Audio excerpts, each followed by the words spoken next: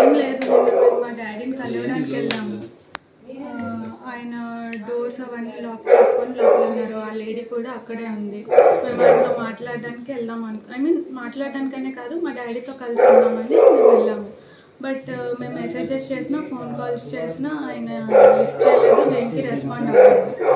So ఏంటి అంటే వాళ్ళు ఎప్పుడో ఒక్కప్పటికైనా డోర్ తీస్తారు కదా అని మేము బయట వెయిట్ చేస్తాం.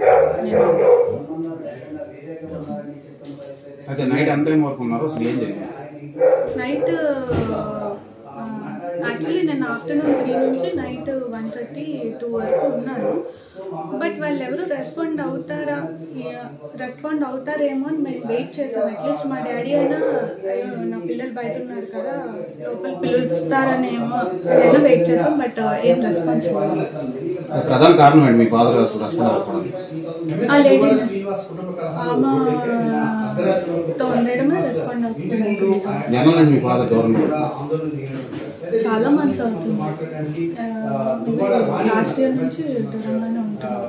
ఈ మధ్యకాలంలో మీరు కలవడానికి వెళ్ళాం. లాస్ట్ ఇయర్ వినాయక చవితి అప్పుడు మాట్లాడడానికి వెళ్ళాం. అప్పుడు మా డాడీ వాళ్ళ బ్రదర్ అండ్ వాళ్ళ మదర్ ఏం చేశారంటే మమ్మల్ని లోపలికి రానివ్వకుండా, మేమేదో వాళ్ళకి అటాక్ ఇస్తున్నాం అన్నట్టు క్రియేట్ చేసి మా డాడీతో కలవనివ్వకుండా చేశారు. సో ఆ తర్వాత మళ్ళీ మేము ఫోన్లో మెసేజెస్లో కాంటాక్ట్లో ఉన్నాం కానీ ఆయన ఏం రెస్పాండ్ అవ్వలేదు. సో నేను వెళ్ళాం.